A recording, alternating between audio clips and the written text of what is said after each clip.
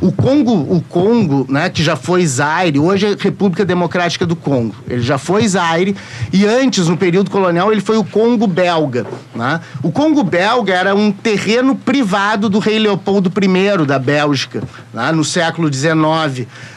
E para exterminar qualquer tipo de rebelião, ele usava mercenários. E esses mercenários, eles eram pagos pelo rei Leopoldo I, que era um sádico, parecido com o Conde Deu, né? O Conde D, o marido da princesa Isabel na Guerra do Paraguai, né? Que foi um sádico também. Mas o rei Leopoldo I, ele era sádico porque ele pagava os mercenários por pedaço de corpo que eles trouxessem do Congo belga, né? Então, hoje, sob um conflito, né, o Congo e as populações congolesas, elas sofrem muito, como é o caso, né, de outros países da África. Hoje, para falar sobre a África, eu dei alguns pontos aqui que nós vamos tocar, mas hoje, para falar sobre a África, nós temos, primeiro, um grupo bem especial aqui, e temos também uma entrevista com um especialista em África, né? O especialista em África que vai falar no segundo bloco é o professor Anselmo Otávio, da Unicinos, mestre e doutor pelo Programa de Estudos Estratégicos Internacionais da Universidade Federal do Rio Grande do Sul e graduado pelo Sistema Santiago Dantas, né, lá da Unesp, em São Paulo, em Relações Internacionais. Ele é especialista em África e vai vir falar por telefone, né? Na verdade, ele não vem aqui, a sua voz chegará aqui. Ele vai falar por telefone sobre África. E para falar também sobre esses temas, nós temos aqui um pessoal de primeiríssima categoria, né? Eu queria apresentar ou mencionar aqui, depois eu vou passar a palavra para cada um se apresentar, a Cauane Evold, o Pedro Martins, o Guilherme Niches, a Maria Luísa Vuolo e o Matheus Simon. Todos eles estão aqui, então, porque são parte desse projeto de extensão, o Conjunture, Análise de Conjuntura Internacional, lá do curso de Relações Internacionais da Universidade Federal de Pelotas, e vão atuar aqui cada vez mais na rádio. Então vocês vão ver esses nomes e essas vozes recorrentemente no ar, né? Eu quero lembrar também que nós estamos passando esse programa ao vivo pelo Facebook, Rádio Com Pelotas, tá lá, Vozes do Mundo Especial África, a minha careca bem focada aqui na câmera, né? Enfim, e eu de costas para a câmera, mas tem ali uma outra via para assistir, aliás, ouvir e ser audiência deste programa. Vamos lá, vamos passar por uma roda de apresentações, Cauane. Boa tarde, então, a todos. Meu nome é Cauane. Primeiro eu quero agradecer a oportunidade de estar fazendo parte do projeto, né? E também a Rádio Com, que é um parceiro aí e nos ajuda, então, a estar chegando com temas, né, na comunidade, que são temas que são difíceis e, às vezes, até inacessíveis, né? Então, agradecer aí a parceria.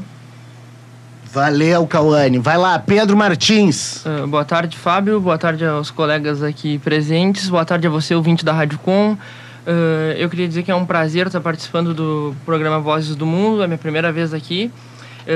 Meu nome é Pedro, eu sou do 8º semestre de Relações Internacionais da UFPEL e eu queria agradecer a oportunidade de participar desse projeto que tem como objetivo compartilhar esse conhecimento que nos é passado na faculdade para facilitar o entendimento de temas, de diversos temas e assuntos nessa esfera da política internacional, que muitas vezes foi exemplificado aqui no programa, o quanto é relevante isso na nossa vida cotidiana.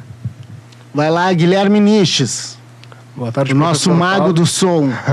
Obrigado. Boa tarde, professor Fábio, demais participantes da mesa e amigo ouvinte. Eu já sou uma voz meio conhecida, não é a primeira vez, então já tive outras oportunidades aqui. Sempre bom estar aqui mais uma vez. Hoje o tema África é muito importante, justamente por ser uma zona que atualmente tem bastante perspectiva, inclusive de diversas potências que têm disputado uma zona de influência naquela região. Inclusive vamos abordar isso mais tarde, também com a entrevista do professor, que será extremamente pertinente para quem procura saber mais sobre esse aspecto da África. E, por enquanto, é isso. Mais tarde a gente retorna. Beleza. Maria Luísa Volo. Boa tarde, ouvintes. É um prazer estar aqui de novo com esse tema de África que me contempla muito. E eu acho que é um tema muito caro para a gente, historicamente, pela herança cultural brasileira e também com o período Lula, que houve uma expansão aí da África que eu acho que a gente tem que buscar, que é um possível mercado. E eu acho que a África, sim, é um pouco do futuro. Beleza. Matheus Simon, fechando a nossa roda de apresentações aqui, para passar essa próxima 1h30 com o ouvinte, é interessante que todos saibam quem está falando, né? Boa tarde a todos os ouvintes, boa tarde à mesa. Mais uma vez, sejam todos bem-vindos. Espero que vocês aproveitem bastante a experiência. É muito gratificante estar aqui debatendo temas e clarificando temas para a comunidade, temas muito interessantes, importantes. Então, aproveitem bastante e aproveito para convidar também todos os ouvintes a nos seguirem nas redes sociais, nossa página do Conjunture. Vocês vão poder ouvir programas que já rolaram e também vocês podem mandar dúvidas e sugerir temas também. Então, muito obrigado a todos. É um prazer estar aqui. Perfeito. Vamos lá, então, a África, né? Eu vou passar depois a palavra para cada um falar um pouquinho, mas eu queria começar pela África do Sul. A África do Sul, ela tem eleições no final do próximo ano, se não me engano, né? Entrou no lugar do Jacob Zuma, que era do Congresso Nacional Africano, o Cyril Ramaphosa, o Ramaphosa tem um PH ali, né? Ele é o atual presidente da África. E a África vive, desde 2009, uma crise crescente.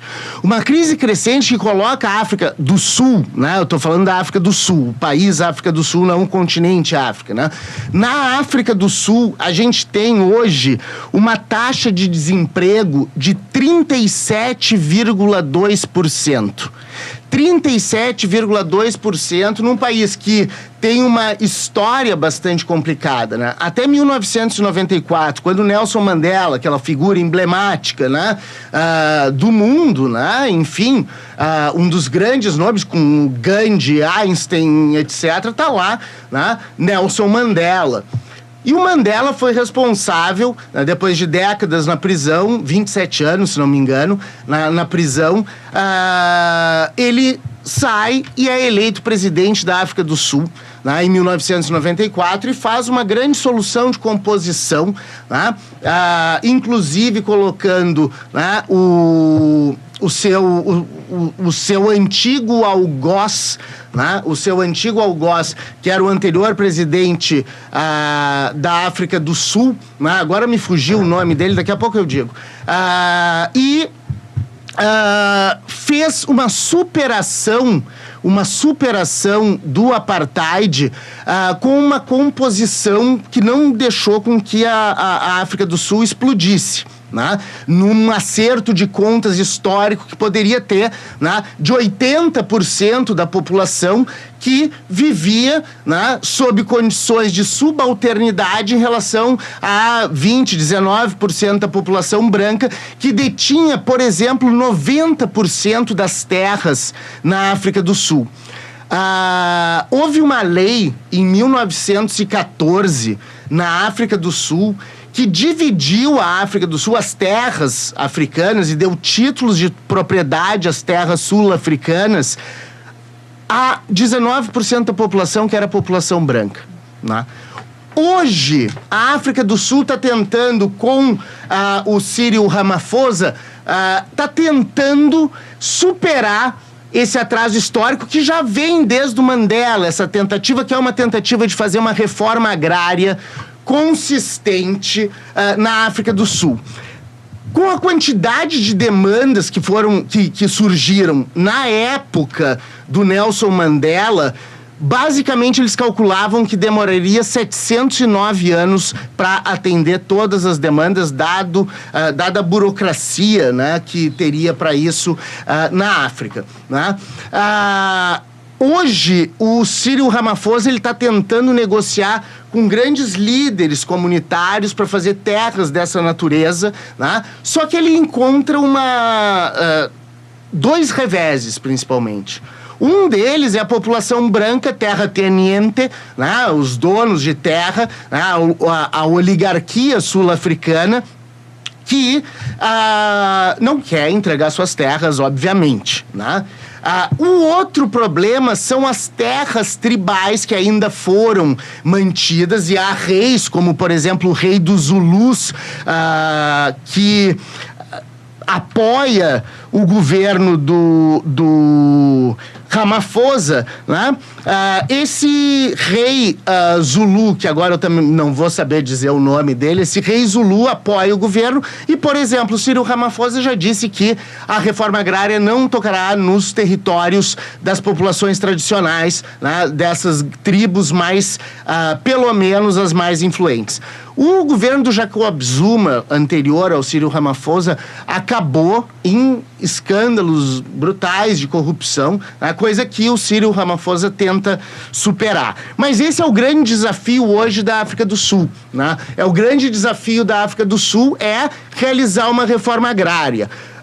Por outro lado, a África do Sul também desponta nas principais tendências mundiais. Por exemplo, ontem, se não me engano, ou essa semana, na verdade, foi liberado o uso da cannabis na África do Sul.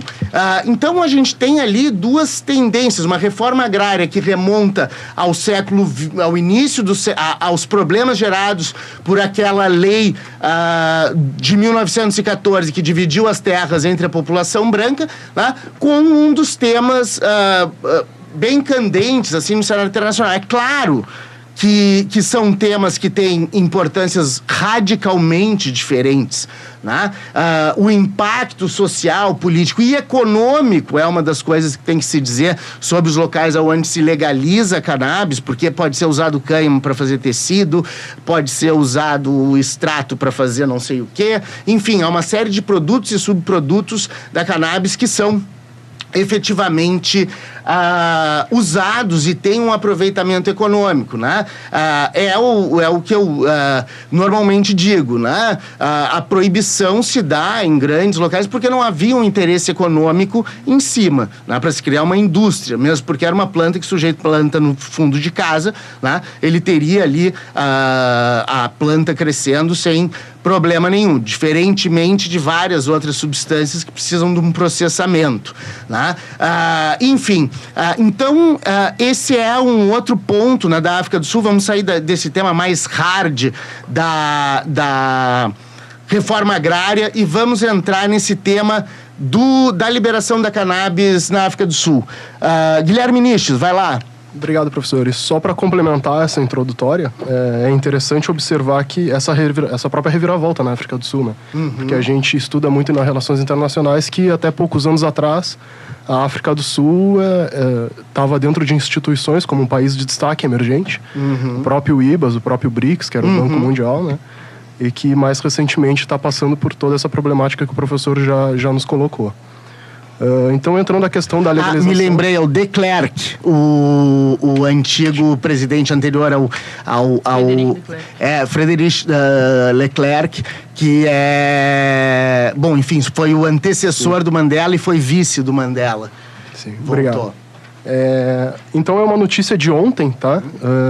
Do Estadão de São Paulo, do Estado de São Paulo, que fala a respeito da legalização da maconha para uso pessoal na África do Sul. Foi uma decisão unânime lá da Corte Suprema da África, tá? Que tornaram legal tanto o cultivo como o consumo de cannabis em locais privados. A decisão também, ela tem uma prerrogativa de que essa questão do que é considerado o limite privado, ela se estende além dos limites de uma casa. Isso, de certa forma, acredito eu, que dentro do embasamento jurídico, isso é relativamente subjetivo e, né, vai depender da interpretação. Tanto que na própria lei a Suprema Corte determinou que vai ficar na mão dos próprios agentes de segurança, ou no caso dos policiais, que vão determinar se a quantidade supostamente apreendida com o suposto suspeito será considerado ou não tráfico para consumo próprio.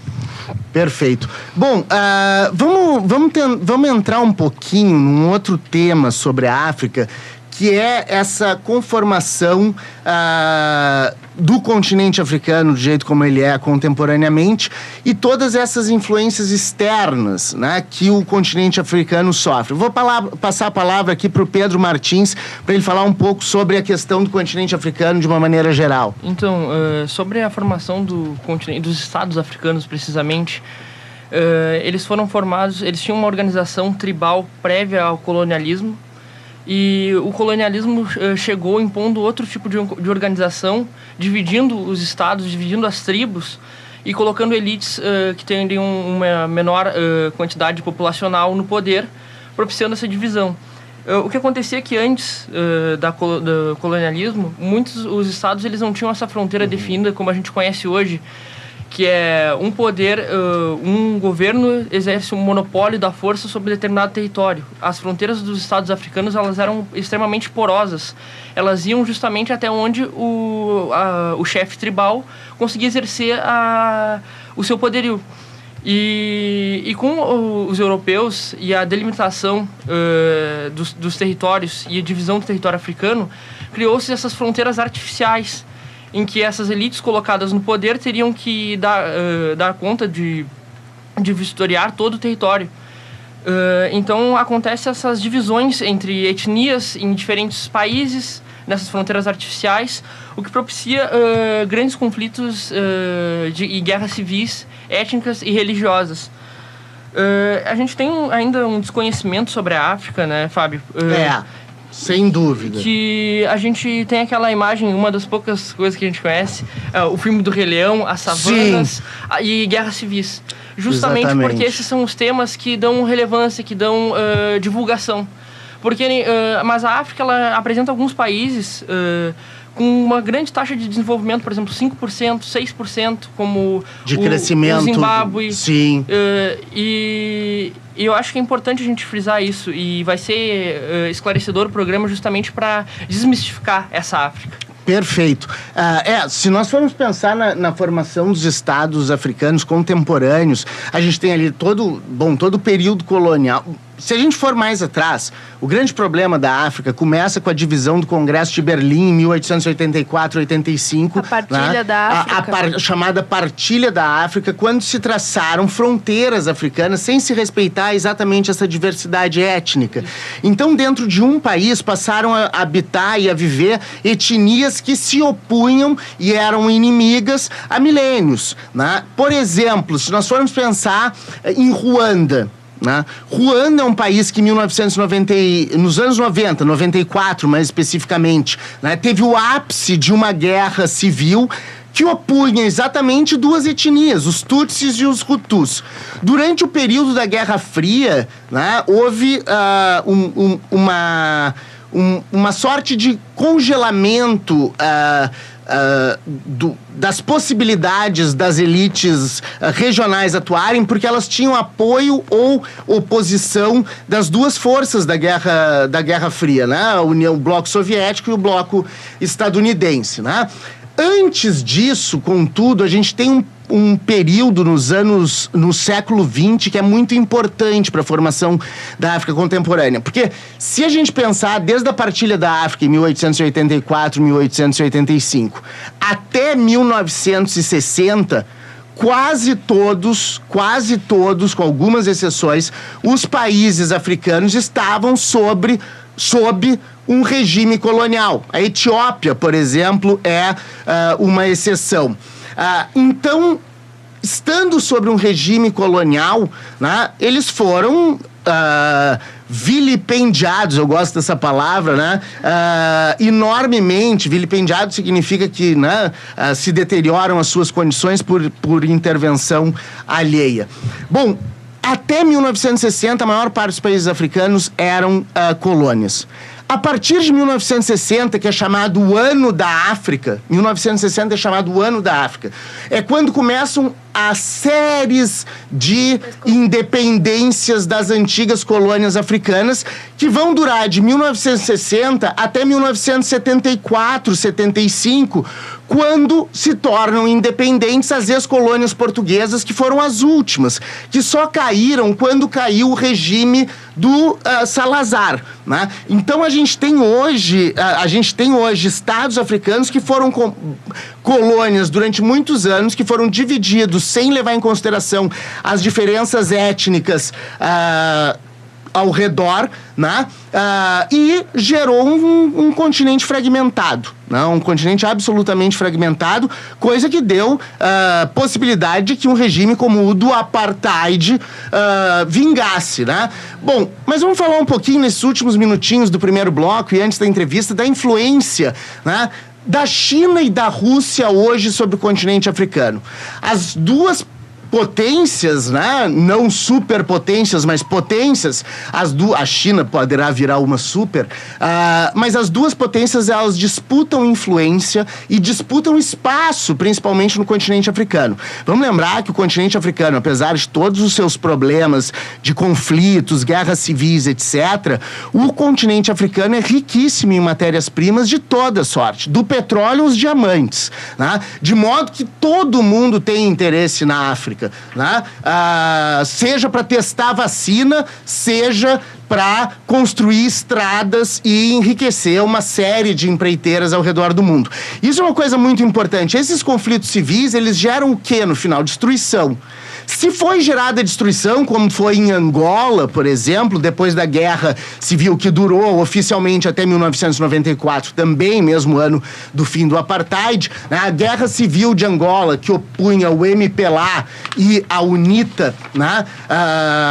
Uma do Agostinho Neto, o MPLA, e a outra do Jonas Savimbi, a UNITA, né? A gente teve ali uma destruição do país, minas terrestres por tudo, estradas, pontes, casas destruídas. Quem é que foi reconstruir? As empreiteiras, no caso, várias empreiteiras brasileiras, né, que foram reconstruir Angola. Então, há um interesse subjacente às crises nos países africanos em função das suas matérias-primas e em função da possibilidade de reconstrução, né, que esses países, né, passam quando ocorre uma circunstância dessas de conflito interno, guerra interétnica. Maria Luísa Volo. Um ponto que eu acho muito interessante também é que depois que você tem esses movimentos de descolonização, o que se viu na África foi também um regionalismo em comunidades econômicas, como o NEPAD, que é a nova parceria para o desenvolvimento africano, o PIDA, que é o Programa para o Desenvolvimento de Infraestrutura na África, e vários outros que juntavam os estados africanos como forma de integração para infraestrutura, economia. Então a África, ela buscou formas também de se desenvolver e não ficar tão dependente do exterior. Um dos mais importantes foi a criação da União Africana em 2002, teve o Gaddafi também na Líbia. Sim. Participou, diversos outros, que buscou formas alternativas realmente de suprir o que as comunidades, a ONU, por exemplo, não estava dando conta. E, inclusive, eles mandam missões de paz para Somália, para o Sudão, para Burundi. Fazem o papel da ONU, assim. Entre eles. É muito interessante ver essa parceria. Beleza. Vamos fechar, então, o primeiro bloco.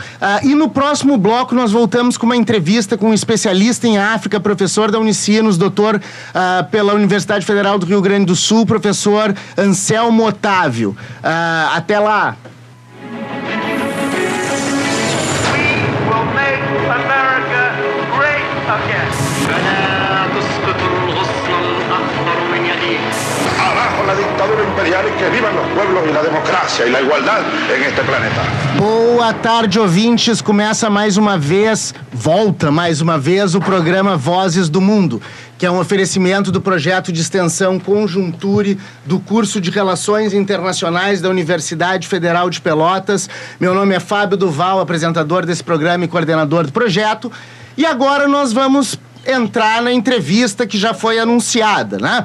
Estamos no ar aqui e vamos passar para ele, sem mais delongas, o professor Anselmo Otávio, que é professor da Unicinos, a Universidade do Vale do Rio dos Sinos, e doutor pela Universidade Federal do Rio Grande do Sul. Boa tarde, Anselmo. Professor Anselmo. Boa tarde, Fábio. Boa tarde a todos e a todas. Perfeito. Eu gostaria de lhe perguntar, em primeiro lugar, ou pedir, em primeiro lugar, para que o senhor fizesse um apanhado, assim, geral, sobre qual é a circunstância dentro das relações internacionais hoje do continente africano e de eventuais países, especialmente.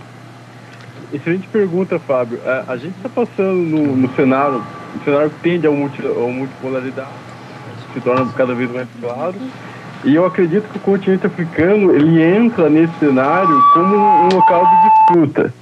Uma disputa porque você tem os países emergentes cada vez mais presentes no continente. Então a gente tem a China se tornando, a partir de 2012, por exemplo, o país que é o maior parceiro comercial do continente. E, por outro lado, você vai ter uma reação das potências tradicionais que, desde 1885, principalmente a partir da Conferência de Berlim, com a divisão do continente entre as grandes potências naquele período, estiveram presentes, né? Então, em alguns momentos, você vai ter as potências muito mais presentes do que outros, né? Então, o cenário atual do continente africano é um cenário marcado pela presença tanto de emergentes quanto de potências tradicionais. Só que tem um outro elemento que é muito pouco analisado, que são as respostas africanas a tal cenário, né? Quando analisamos uma presença forte tanto de China, Brasil, ou Brasil um pouco menos, Índia, e por outro lado a gente pensa em Estados Unidos, Inglaterra e França, a gente esquece, ou pelo menos dá a entender que existe uma certa passividade dos países africanos e não compreenderem o cenário. Na verdade, é uma compreensão muito clara desse cenário que se torna uma conjuntura favorável que leva os países a buscarem encontrar soluções, aproveitando essa conjuntura, para os desafios do continente, né? Bom, dentro do continente africano, no âmbito do continente africano, nós estamos acostumados a associar a esse continente uma série de guerras civis e conflitos internos, né? Eu gostaria de que o senhor desmistificasse um pouco isso ou reforçasse esse ponto, apontando, assim, quais são se há os principais conflitos hoje internos na África e qual é a possibilidade deles transbordarem para outras esferas, né? Enfim. Não, maravilha. É o seguinte, Fábio, você tocou num ponto muito importante. Quando a gente analisa os desafios africanos, com certeza um deles está relacionado a processos de pacificação e rompimento com conflitos que existem, né? E nesse sentido você também tocou num ponto muito relevante e vale a pena frisar que no continente africano é muito raro, na verdade só houve acho que uma ou duas vezes, se não me falha a memória, guerras entre estados. Você tem mais guerra civil ou guerra proxy. Guerra proxy é um outro termo só para explicar para o ouvinte ou para o ouvinte que é um tipo de guerra no qual você tem participação externa. Então é uma guerra civil com caráter ou marcada pela presença de potências de fora atuando nesse conflito, né? No continente africano atualmente você vai ter o desafio ainda que representa um processo de pacificação no Congo, na República Democrática do Congo. Daí vem desde 97, eu tive em 97 uma guerra, em 2003 teve o retorno e a tendência foi pacificar, né? A tendência, existe um processo de pacificação, só que ele é demorado, ele não é tão rápido assim. Eu vou ter a questão da Somália. A Somália, ela passa por um cenário muito complicado no país, e muito está muito relacionado, por exemplo, ao grupo terrorista Boko Haram. Eu vou ter, às vezes, conflitos ali no Burundi, que a gente fala que é a região dos Grandes Lagos, né? Mas a grande verdade é que você tem, desde de meados da década 90, uma tendência a diminuir esses conflitos, né? Então, a expectativa que se tenha, por exemplo, a União Africana cada vez mais atuante, a União Africana desenvolve missões de paz também, em coordenação com a ONU, então ela vem resolvendo tais desafios, né? Então, existe ainda esses conflitos, como eu citei para você, a gente pode pensar na Somália, a gente pode pensar na República Democrática do Congo, mas a tendência é ver uma diminuição. Eu acredito que há uns 2 anos atrás houve na República Centro-Africana também, que já existe um processo de pacificação um pouco mais ampliado. Evidentemente que há desafios para resolver ainda, mas a tendência é haver essa diminuição, né? Ótimo. Como o senhor vê a questão dos efeitos desses processos todos, economicamente falando, né? Bom, se nós formos pensar no continente africano, eu estava mencionando isso no bloco anterior, nós temos desde petróleo até diamantes e, em termos de infraestrutura, vários países e empreiteiras de vários países construindo infraestrutura. O caso de Angola e as empreiteiras brasileiras me parece que foi emblemático, né? Como o senhor vê, por exemplo, hoje, o papel das potências dentro da China, o que elas buscam lá e qual vai ser esse efeito para a China, por exemplo, para o continente africano, por exemplo, no caso da China e da Rússia? Então, quando eu penso, por exemplo, na China, a gente pode analisar a importância do continente africano em 2 cenários, né? Um primeiro cenário diz respeito ao político. Dentro de uma Assembleia Geral, por exemplo, o continente africano equivale a 1/3 dos países votantes. Então é um número muito elevado, né? Isso no âmbito político. Então você conquistar a estima desses países garante dentro de um sistema ONU uma possibilidade de você ter algum tipo de protagonismo. Não que a China não apenas precise da Assembleia Geral, ela faz parte do Conselho de Segurança, mas, por exemplo, para o Brasil há uma necessidade nesse sentido, né? Agora, por outro lado, se eu pensar no âmbito econômico, a China tem uma relação com a África de muito tempo, vem desde o período da Guerra Fria, só que no âmbito econômico, com o crescimento da China, o crescimento econômico da China levou à necessidade de buscar recursos naturais, né? E esses recursos que é a marca do continente africano. Esses recursos são, a gente quando pensa no continente africano, dificilmente a gente não vai pensar em recursos minerais, recursos energéticos, né? Então, eu vou ter uma busca da China por tais recursos. Evidentemente que o modo como ela coopera, o que ela busca a relação é diferente de uma potência tradicional.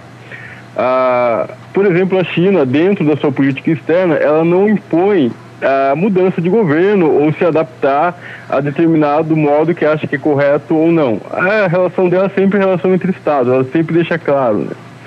Então, existe uma proximidade muito maior, uma aceitação muito maior da China do que comparado com outros países que a gente sabe que historicamente eles buscaram ou impor um tipo de modelo ou impor governos que sejam pró seus interesses. Então existe esse cenário que se torna favorável para a China e por isso constantemente você tem umas parcerias muito mais intensas e a gente pode pensar até num grau um pouco mais de estruturação. Eu vou ter o FOCAC, que é um fórum China e Fórum de Cooperação China e África, no qual são criados programas ou planejamentos a serem seguidos por ambas as partes, tanto relacionado a investimento, a comércio. Inclusive, quando eu falo da União Africana, o prédio da União Africana, quem construiu foi a China, né? Então, demonstra uma busca em ser cada vez mais participativa no continente africano, né? Perfeito, ótimo. Eu vou passar a palavra aqui para Maria Luísa Volo, que é uma integrante desse projeto do Vozes do Mundo. Vai lá, Maria Luísa. Oi, professor, boa tarde. Obrigada pela presença. Tudo bom? Eu queria te perguntar, atualmente, qual é a importância da integração dos Estados africanos e se a sua ação ela é efetiva hoje no continente? Perfeito. Bom, Maria, a gente tem 2 momentos bem distintos na integração do continente africano. E quando eu penso em integração, eu vou trabalhar aqui a principal organização, que é a União Africana atualmente, mas antes chamava Organização da Unidade Africana, que surgiu em 1963. Então, no período da Guerra Fria, o principal objetivo do processo de integração no continente era romper com qualquer tipo de restício que representasse o domínio europeu no continente, né? Então, o principal foco era a independência econômica e independência política, né? Independência política, de fato, foi conquistada, os países, quer dizer, os territórios se tornaram independentes. Economicamente se tornou um pouco mais complexo, surgiu um plano de ação de Lagos, que era voltado a isso, mas não deu o resultado esperado, né?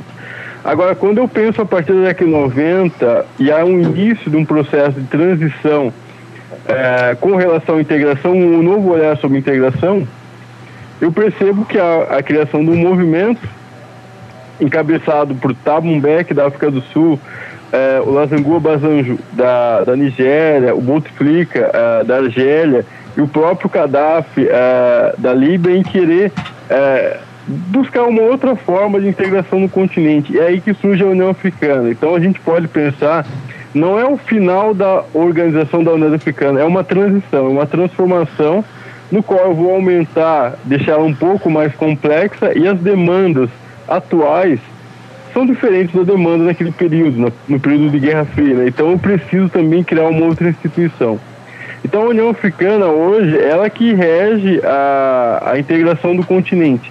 Evidentemente que eu vou ter dentro das regiões, a gente pode pensar na África Ocidental, com a ECOWAS, a gente pode pensar na África Austral com a SADC, a gente pode pensar na região do Chifre da África com o IGAD, que são processos de integração mais focados, regionalizados, e que garantem também para o continente africano um processo cada vez mais avançado de integração, né? Perfeito, ótimo. Eu vou passar a palavra aqui para outro integrante do projeto, Pedro Martins. Vai lá, Pedro. Boa tarde, professor. Tudo bem? Tudo bem. Eu gostaria de perguntar sobre a região do Djibouti, sobre a China, os Estados Unidos, a Arábia Saudita construindo bases militares lá, e que é uma região que passa 25% do comércio mundial por via mar, né? Eu queria saber... Golfo de Aden. Isso, eu queria saber um pouco mais sobre essa questão. Sim, e a importância. Perfeito, Pedro. O Djibouti, ele é um país extremamente estratégico para potências que têm uma marinha muito relevante. Então, por exemplo, o Djibouti, se você reparar bem a posição geográfica dele, ele fica muito próximo ao Mar Vermelho, né?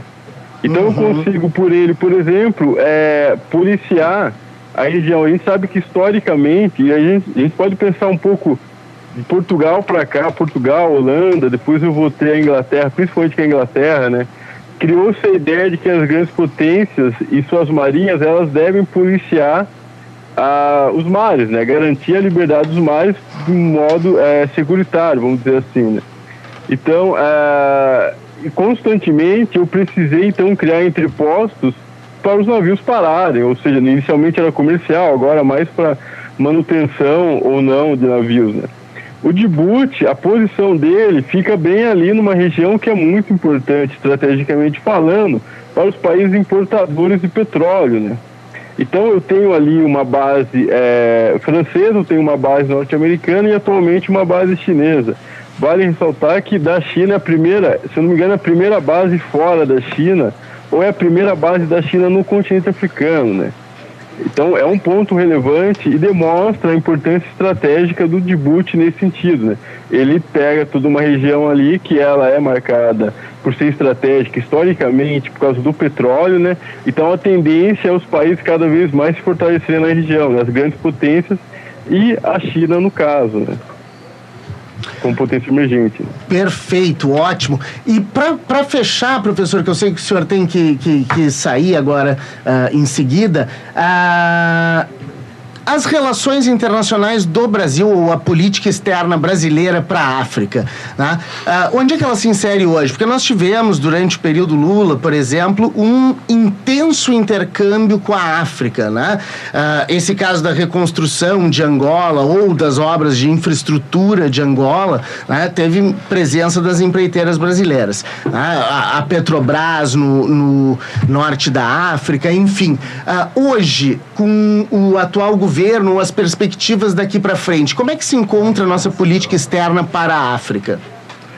Então, Fábio, é um momento para nós que trabalhamos com relação Brasil-África, ou estudo relações internacionais focado na África, é um momento muito ruim, muito conturbado, porque a gente passou por uma fase de intensa relação durante o governo Lula.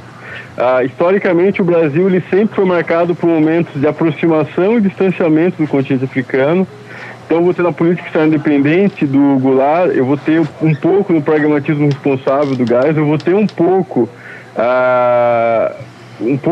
na verdade, eu vou ter com o Lula uma presença muito grande, cadinho uma diminuição, e agora, como é um cenário muito ruim para o país, a tendência é se focar internamente, né, o continente acaba perdendo importância, né.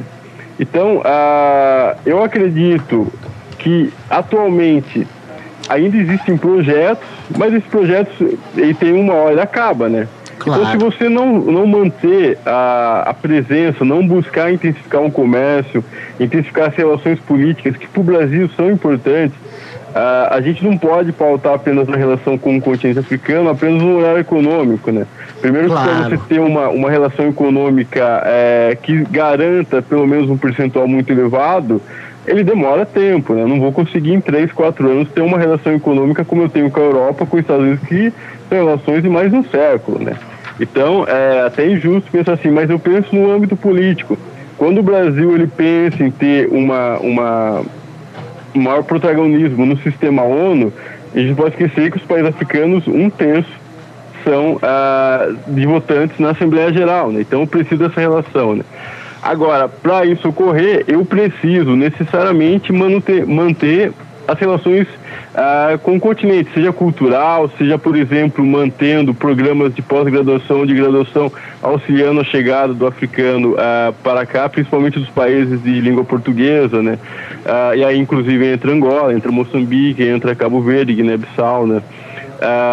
Como eu também preciso me fortalecer com aqueles países que são considerados potências regionais. Eu posso pensar numa Nigéria, posso pensar numa África do Sul, posso pensar numa Angola, né? Então, para nós, hoje, o cenário é um cenário muito, assim, de atenção. A gente está analisando, percebendo como que está se dando, mas a grande verdade é que, por enquanto, deu uma estacionada, né? Claro. As relações com o Brasil e com a África deu uma estacionada, né? Perfeito. Nós tivemos aqui, então, a brilhante participação do professor Anselmo Otávio. Professor Anselmo, gostaria de poder contar com a sua presença em outros programas e, desde já, agradeço muito a sua presença aqui no Vozes do Mundo.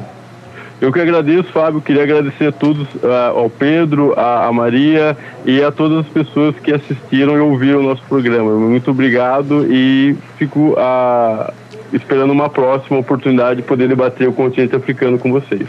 Perfeito, muito obrigado. Tivemos aqui, então, o professor Anselmo Otávio.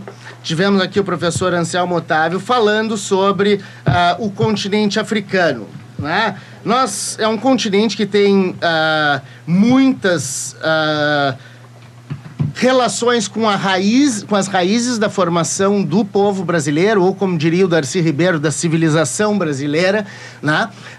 Enfim, e passa hoje por uma circunstância de absoluto descaso, né, da política externa brasileira para o continente africano. É o que nós pudemos depreender dessa última pergunta ao professor Anselmo Otávio. Mas vamos falar mais um pouco sobre África, mais um pouco sobre algumas questões antes de encerrar o segundo bloco. No terceiro bloco nós voltamos com os temas da semana, né? Mas vamos continuar um pouco sobre África. Eu vou passar a palavra agora para Kawane Ewald, que vai falar um pouquinho sobre as relações de Portugal com Angola, contemporaneamente. Então, trazendo um pouco o tema da atualidade aqui, mas envolvendo a África, né? Um pouco da relação entre Angola e Portugal, que, na verdade, eles estão num mal-estar, né, diplomático, de relações diplomáticas. pegando um pouco também um gancho que é muito caro para nós brasileiros, né, que é a questão da corrupção. Então, a República da Angola, né, que é localizada na costa ocidental da África e teve sua independência portuguesa, então, em 1975. Só que eles mantêm uma relação muito forte até então, que agora está em crise. E o presidente angolano, então, ontem, João Lourenço, deu um depoimento defendendo, então, o bom senso e o sentido de Estado, né, que devem se prevalecer nas relações entre Angola e Portugal, para evitar, então, aí, visões pessimistas e perder essa boa relação que eles têm até então. Essa relação está prejudicada, na verdade, por questões de corrupção, onde o ex-vice-presidente angolano, o Manuel Vicente, ele é acusado por Portugal de crimes de corrupção e falsificação de documentos. É acusado, então, numa grande operação chamada Operação FIS, onde ele teria corrompido, então, tentado um processo de corromper o procurador português.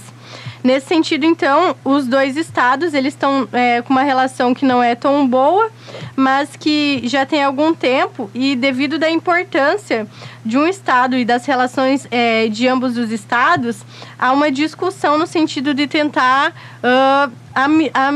fazer com que essa relação se torne amistosa novamente, né? Então, vamos esperar aí, ver no que vai acontecer. Perfeito.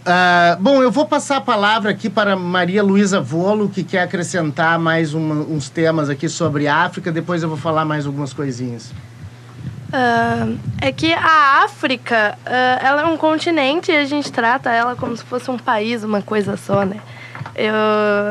E ela é riquíssima em tudo, desde minérios e recursos naturais até a savana, o turismo, comércio, ela sai para o mar e gente, né? Antropologicamente, culturalmente, se falam muitas línguas na África. A gente trata como se fosse aquele estereótipo de fome, de AIDS, de pobreza. E hoje em dia a gente tem até interferência do problema do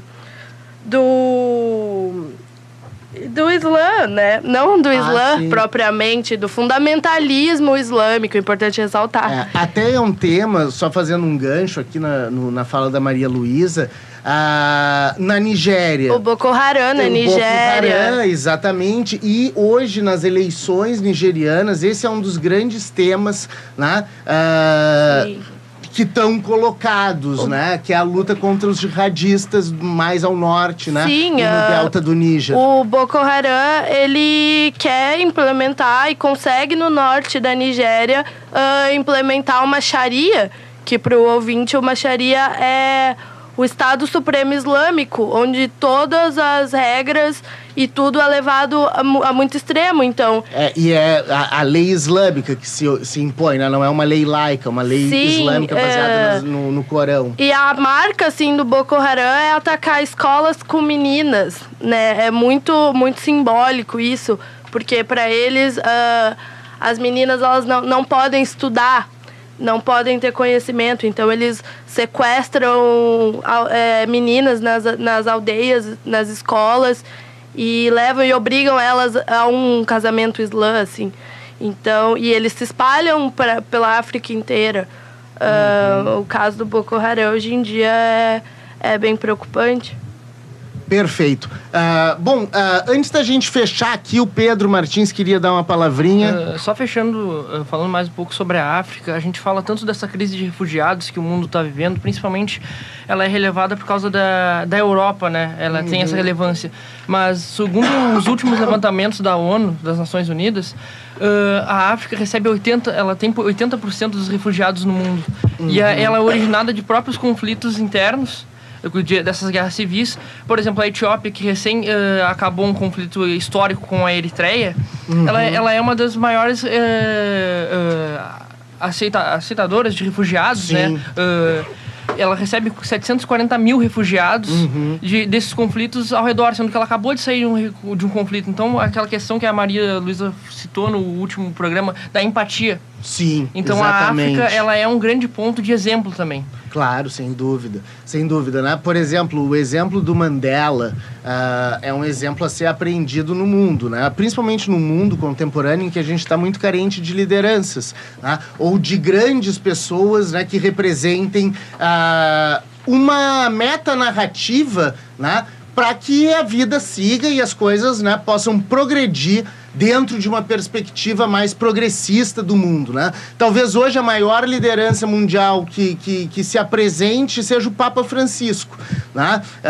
Talvez seja a mais emblemática hoje em dia, né? Então, nós precisamos no mundo de gente como Mandela, né? Gente como Gandhi, enfim, que levantem bandeiras do progressismo no sentido, né, da satisfação dos bens coletivos, né, e das necessidades coletivas que o mundo passa. Porque a humanidade, ela está passando por um processo absolutamente difícil, né? O grande gap, a grande diferença, o grande abismo que existe entre aqueles que detêm capital e meios para se manter, né, e aqueles que não os detêm, né, eles são, enfim, fundamentais nesse jogo, né? Nós vamos passar aqui pro segundo intervalo, né? Voltamos no terceiro bloco com os temas da semana, né?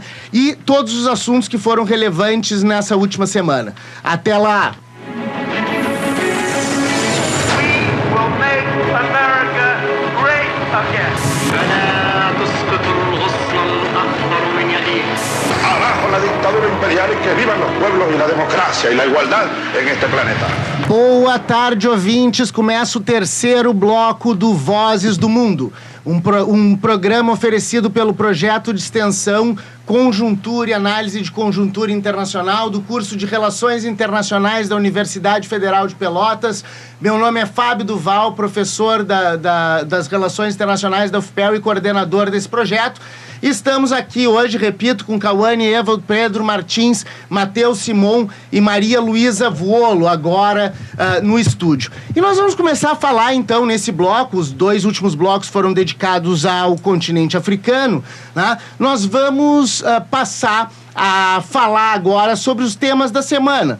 Aquilo que foi notícia na semana, né, e que gerou algum impacto na política internacional.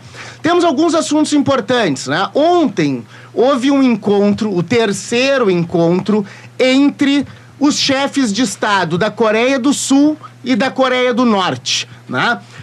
Os chefes de Estado da Coreia do Sul e da Coreia do Norte, respectivamente o Moon Jae-in da Coreia do Sul e o Kim Jong-un da Coreia do Norte, eles tiveram um terceiro encontro para tratar de temas de integração e abertura, principalmente da Coreia do Norte, né? Eles chegaram a algumas conclusões, entre elas a oportunidade de investimento externo dentro da Coreia do Norte. O que isso mostra? E a Coreia do Sul ainda pediu que se ampliasse essa relação que se construiu entre a Coreia do Sul e os Estados Unidos do Donald Trump, né? Enfim, esse é um sinal de que um conflito que começa lá nos anos 50, em 53, com a Guerra das Coreias, que dividiu a Península da Coreia entre dois estados, a Coreia do Sul capitalista e a Coreia do Norte comunista, né?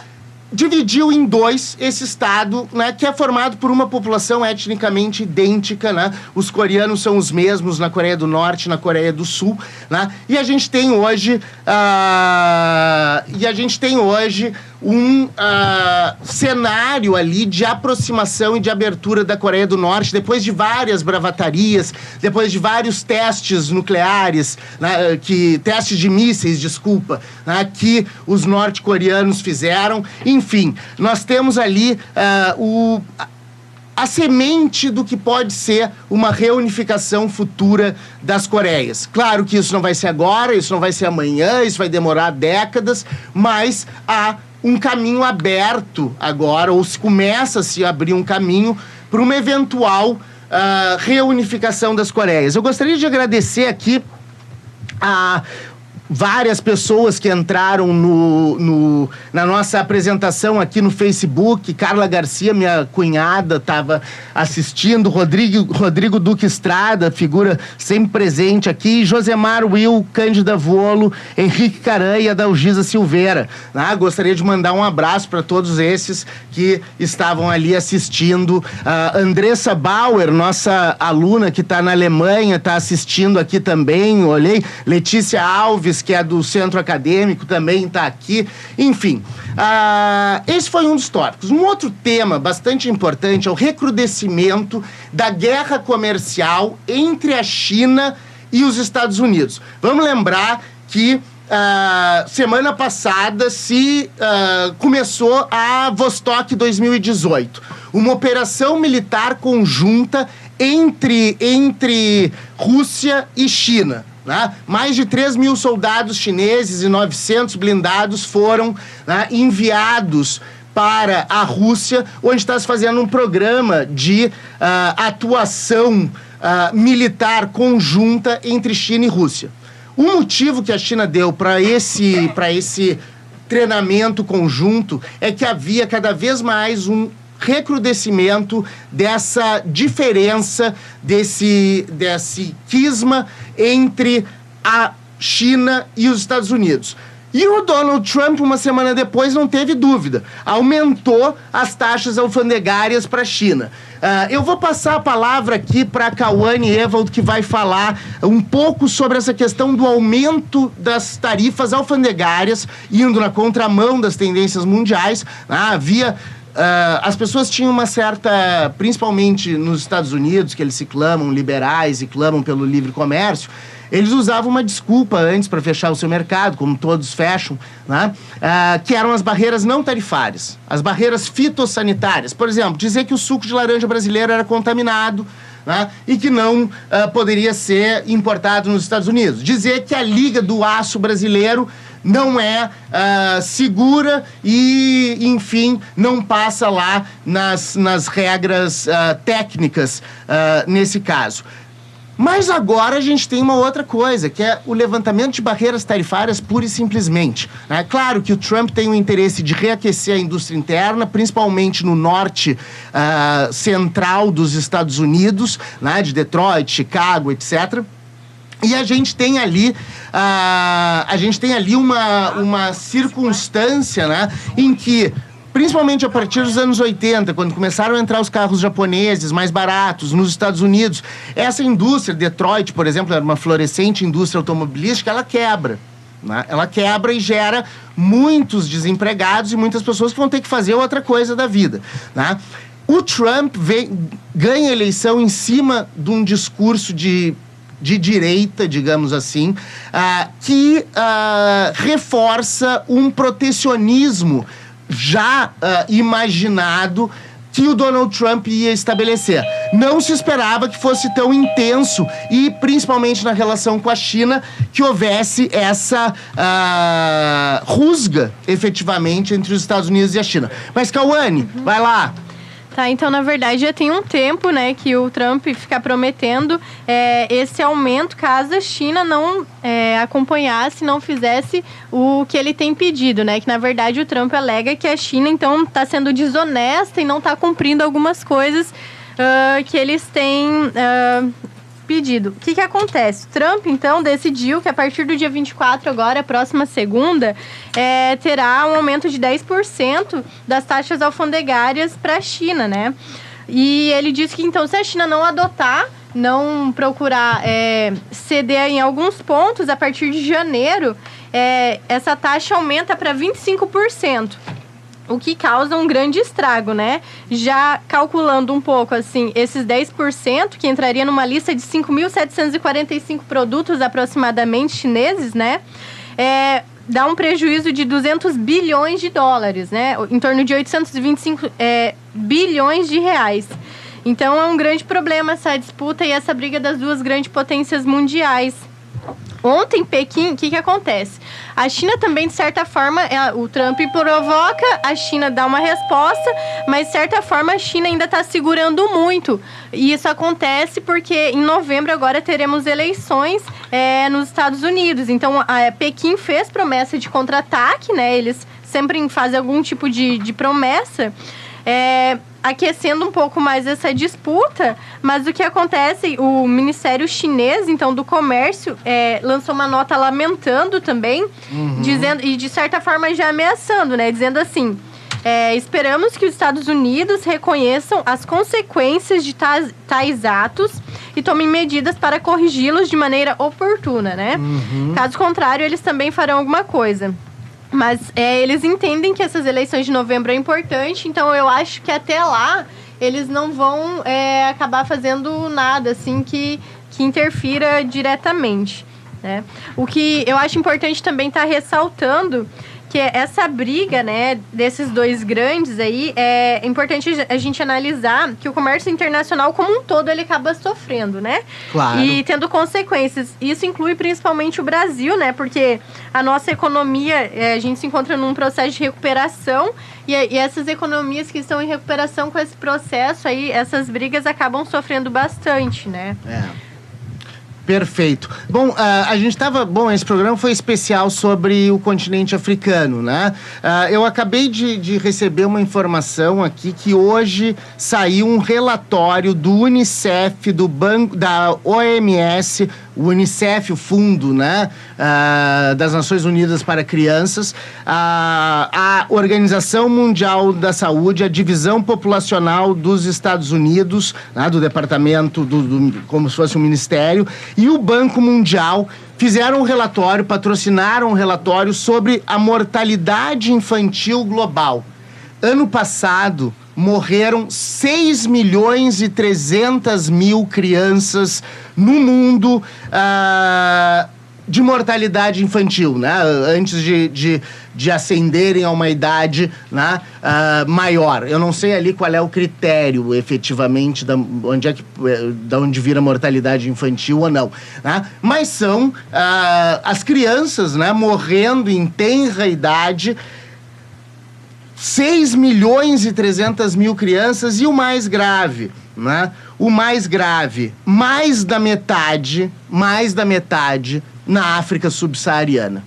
Mais da metade na África subsaariana e 30% no sul da Ásia, né? Então, quase toda a mortalidade infantil do mundo, tirando 20% da mortalidade infantil do mundo, né? Mas metade está na África subsaariana e 30% está no sul da Ásia, né? Então, nós vivemos um mundo de discrepâncias fenomenais, né? O sul da África, a África subsaariana, era um continente que é para ser riquíssimo, né? Tem petróleo, tem diamante, tem ferro, tem tudo, né? Ou quase tudo. Tem esses metais nobres que são usados para, né, máquinas médicas, bateria de celular, enfim, né? Tudo isso existe na África subsaariana.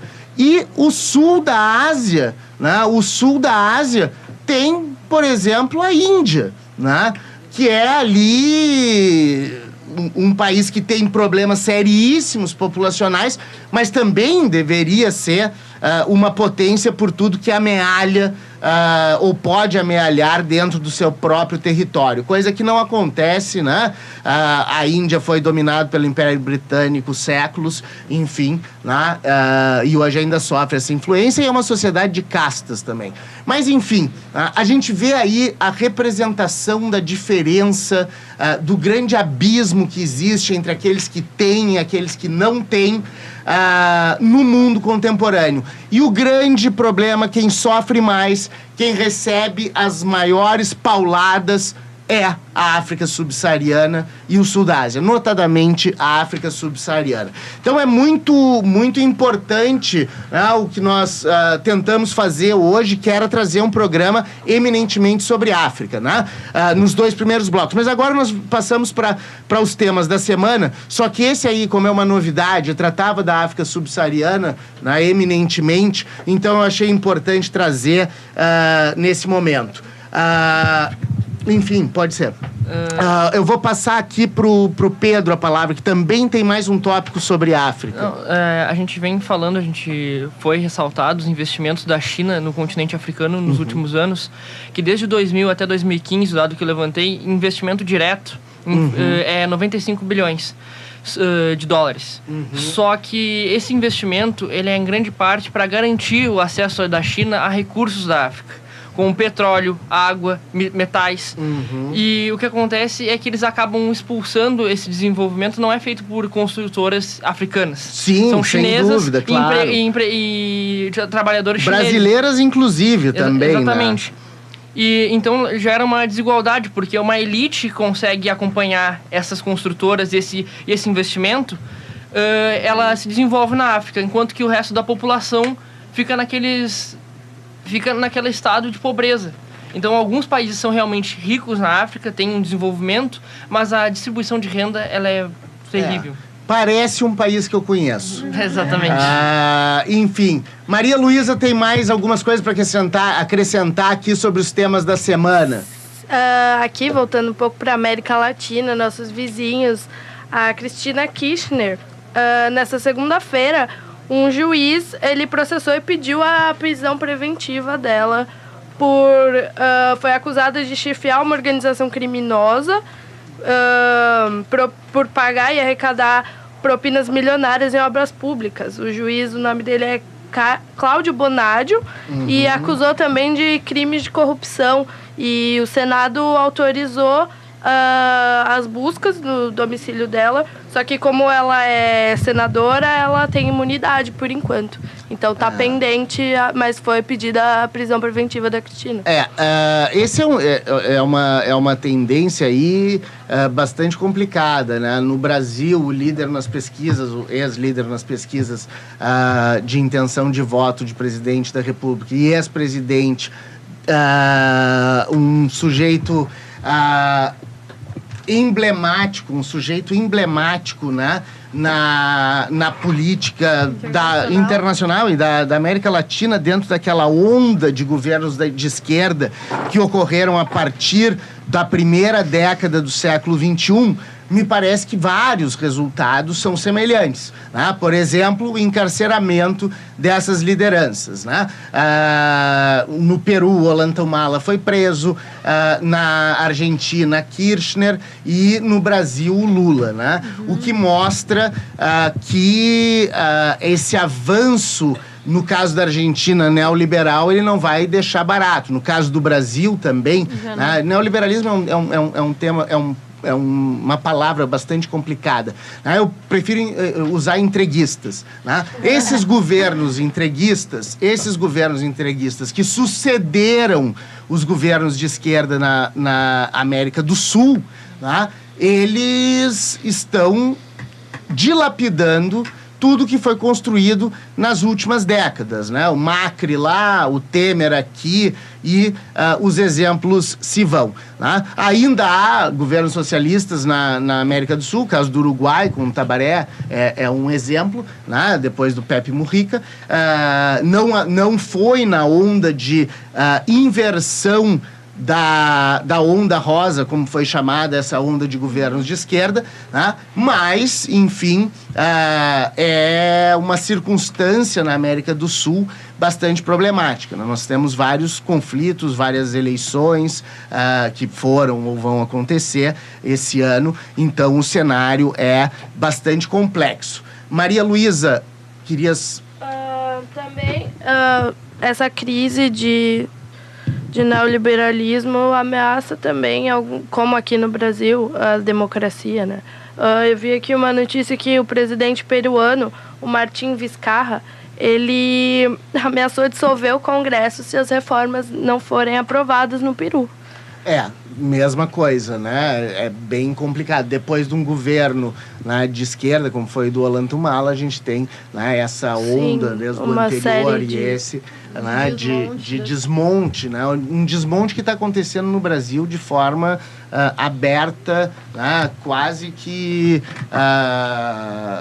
enfim, promíscua, né, de se vender o país, se entregar o país a quem pagar mais. Matheus Simon. Falar também de um assunto que veio à tona recentemente. É um assunto que já é notícia há bastante tempo, mas que essa semana ganhou um novo capítulo, que é a questão da Catalunha, que, né, reivindica a independência da Espanha. Então, o Quim Torra, que é o presidente regional da Catalunha, ele vai encontrar o presidente da Espanha, Pedro Sánchez, em outubro, para tentar discutir uma solução política que seja uma solução pacífica. Mas em declarações que ele deu, ele declara a importância da mediação, mas ele ressalta que não vê nenhuma outra saída que não seja um referendo de autodeterminação para tentar resolver a questão. E daí ele dá prazos, ele afirma que em outubro acontecerá esse encontro e que a declaração ilegal de independência ela foi aprovada pelo Parlamento Regional há mais ou menos 11 meses, então essa questão vai fazer 1 ano já, tá passando rápido. E qual foi a reação do governo espanhol, que foi dissolver, né, a Câmara e assumiu interinamente. Na sequência, em dezembro do ano passado, ocorreram as eleições e novamente o Partido Independentista retorna ao poder. Obrigado, professor. E volta à tona toda essa questão. Então, aí todo o cenário internacional aguarda uma resolução aí desse encontro já no próximo mês. Exato. Essa questão dos separatismos, né, ela é muito presente na Espanha, né? A Catalunha e o País Basco, né? Sendo que no País Basco ainda havia um grupo, né, que já decretou um armistício com o governo, né, que era o ETA, né, o grupo basco, né, que fez uma série de ações, né, contra autoridades espanholas, né, há décadas atrás, até os anos 90, né, que foram emblemáticas dessa luta do povo basco por se tornar um país independente, né? Tudo é baseado naquele princípio da autodeterminação dos povos, né? Esse é o argumento. Então, se eu sou um povo, né, que se constitui por uma determinada identidade e eu pretendo ter um território, né, nada mais legítimo que isso. Né? Nada mais legítimo que isso. Uma outra notícia aqui interessante dessa semana é que o pequeno Nepal está sendo abraçado de forma mais cândida pela China, né? Bom, o Nepal é um país bem pequenininho que fica em cima do Himalaia, onde moram basicamente monges budistas em Katmandu, né? Katmandu é a capital, né? Os monges budistas moram mais para cima, né? E foi um país que foi sempre foco da repressão chinesa, né? Inclusive ao Dalai Lama, né? O Dalai Lama não podia entrar na China em função dessa pressão que a China exercia sobre o Nepal.